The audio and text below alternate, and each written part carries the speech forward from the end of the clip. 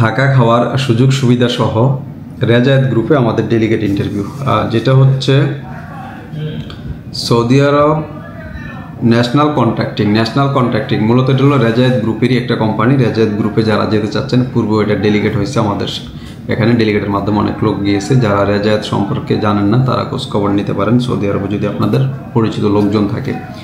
তো এটার অনেকগুলা ক্যাটাগরি থাকলেও আমি সবগুলা ক্যাটাগরি বলতেছি না, জাস্ট 3টা ক্যাটাগরি বলতেছি, যেটা হলো মেশন এবং হচ্ছে প্লাম্বার এবং হচ্ছে ওয়েল্ডার। তো এটার মেশনের হচ্ছে 1100 থেকে 1200 রিয়াল বেসিক স্যালারি, 8 ঘন্টার জন্য বেসিক স্যালারি পাবেন, থাকা খাওয়া সম্পূর্ণ ফ্রি। প্লাম্বার 1200 থেকে 1400 বেসিক স্যালারি, থাকা খাওয়া সম্পূর্ণ ফ্রি।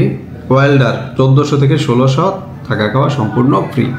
এই কন্ডিশনগুলো হচ্ছে টোটালি 8 ঘন্টার জন্য। জেনারেল ডিউটি 8 ঘন্টা হবে। বয়সের যে কন্ডিশন 22 থেকে 45 পর্যন্ত, 22 থেকে 45-এর মধ্যে যাদের বয়স, এখানে যেহেতু ওনাদের সবগুলাই টেকনিশিয়ান নিচ্ছে এবং হচ্ছে একটা এক্সপিরিয়েন্স চাইছে, যদি দেশের বাইরে কেউ কাজ করে থাকেন তাহলে অগ্রাধিকারটা পাবেন। হ্যাঁ, কারণ এখানে কোয়ান্টিটি খুবই কম, রেজায়েত গ্রুপে কোয়ান্টিটি কম, কিন্তু ওরা স্কিল লোক দেখে নিচ্ছে, একদম কাজ জানে বা ভাষাগত একটা অভিজ্ঞতা আছে, অথবা দেশেও যদি কেউ একদম বেশি দিন সময় নিয়ে কাজ করে থাকেন, যে আমি 8-10 বছর কাজ করছি, আমার একটা ভালো এক্সপিরিয়েন্স আছে, ভাষাগত একটা ধারণা আছে, সেই ক্ষেত্রে আপনি ট্রাই করতে পারেন। আপনি যদি পাসপোর্ট ডকুমেন্ট আগে সিরিয়াল করে যান আমাদের এখানে, তারপর ফাইনাল যে ডেলিগেট হবে, ডেলিগেটে আপনি সরাসরি আসলে আপনি ইন্টারভিউটা ফেস করতে পারবেন।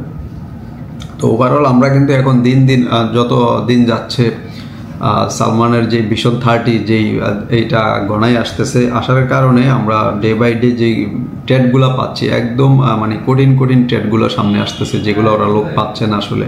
তো এই জন্য স্কিলের চাহিদাটা মানে বাড়তেছে দিন।